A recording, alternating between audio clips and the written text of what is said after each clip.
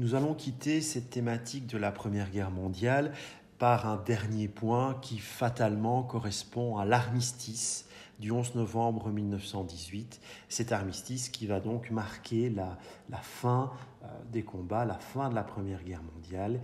Et oui, l'Empire allemand va signer cet armistice et la Belgique donc sort victorieuse de ce conflit sanglant.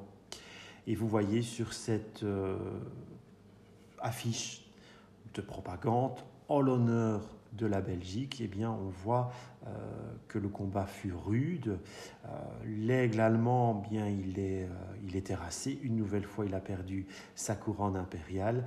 Mais on peut voir de part et d'autre le fameux palais de justice de Bruxelles que vous connaissez maintenant, après avoir suivi l'histoire de Léopold II.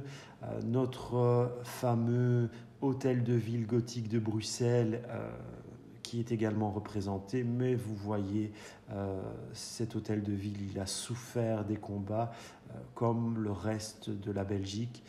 Le bilan matériel est excessivement lourd, et plus encore, bien entendu, c'est le bilan humain qui est excessivement important. Un nombre incalculable de blessés, tant chez les soldats que chez les civils, et bien entendu, on doit dénombrer dans l'un et l'autre camp de trop nombreux morts.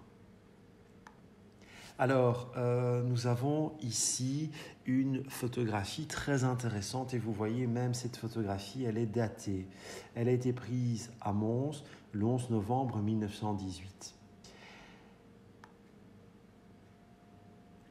Et nous voyons en fait des soldats portant un casque assez particulier. Ce n'est pas le casque belge, c'est en fait le casque porté par les forces de l'Empire britannique. Et plus précisément ici, vous avez des soldats canadiens. Les soldats canadiens vont libérer la ville de Mons au petit matin du 11 novembre 1918, le jour même où l'armistice va être signé. Et l'on peut voir sur cet autre cliché, bien, les Montois faire la fête et accueillir comme il se doit les troupes canadiennes. Dernier élément, on voit ici l'exemple d'un monument aux morts dédié aux soldats français qui ont donné leur vie durant ce premier conflit mondial. Ce monument, il était jadis érigé à Arlon.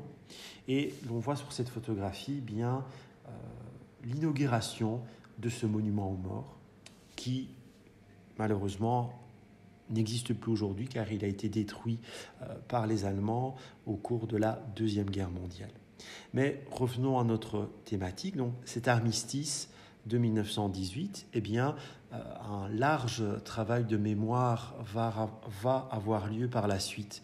Et donc, en 1919, mais surtout à partir des années 1920, 1921, 1922, on va voir apparaître partout en Belgique, dans quasiment toutes les localités, villes et villages, des monuments aux morts qui vont venir célébrer, commémorer le souvenir des civils et des soldats de chaque localité belge qui ont donné leur vie durant cette Première Guerre mondiale.